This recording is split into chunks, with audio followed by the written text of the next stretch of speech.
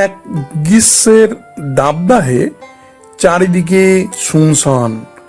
সূর্যের তাপের ভয়ে দুপুর দিকে জনমানব তো দূরের কথা, কোনো পশু পাখিও বাইরে বের হতে সাহস পায় না।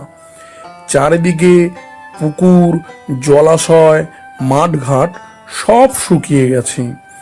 মাঠঘাটের মাটি ফেটে চৌচির অবস্থা। এমনই একদিন দুপুরের দিকে একটি কাক এতটাই তৃষ্ণার্ত হয়ে পড়ে যে সে গাছের ডালে বসে মুখ দিয়ে ভালোভাবে আওয়াজ পর্যন্ত করতে পারছে না। তার গলা শুকিয়ে এখনই যেন সে মারা যাবে। এই পরিস্থিতিতে সে থাকতে না পেরে অগত্যা জলের খোঁজে বাইরে বেরিয়ে পড়ল। কিন্তু অনেক জায়গা খুঁজেও একটিও জলাশয় দেখতে পেল না।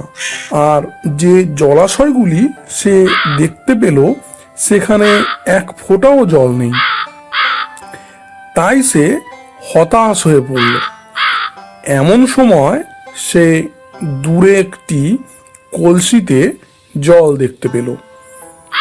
কাকটি সেখানে উড়ে এসে কলসির উপর বসল, কিন্তু সে দেখল কলসির জল অনেকটা নিচে।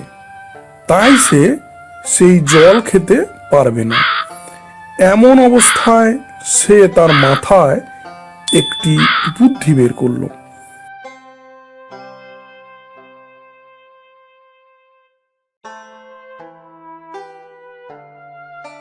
সে চারিদিকে তাকিয়ে দেখল কলসির আশেপাশে ছোট ছোট অনেক পাথর পড়ে আছে।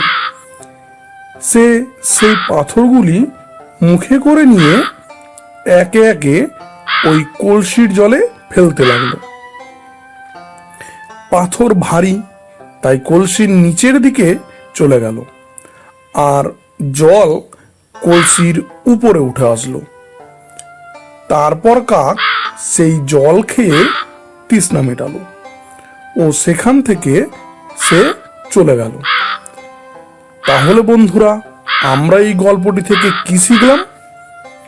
বুদ্ধি থাকলে যে কোনো কিছুর সঠিক উপায় বের করা যায়।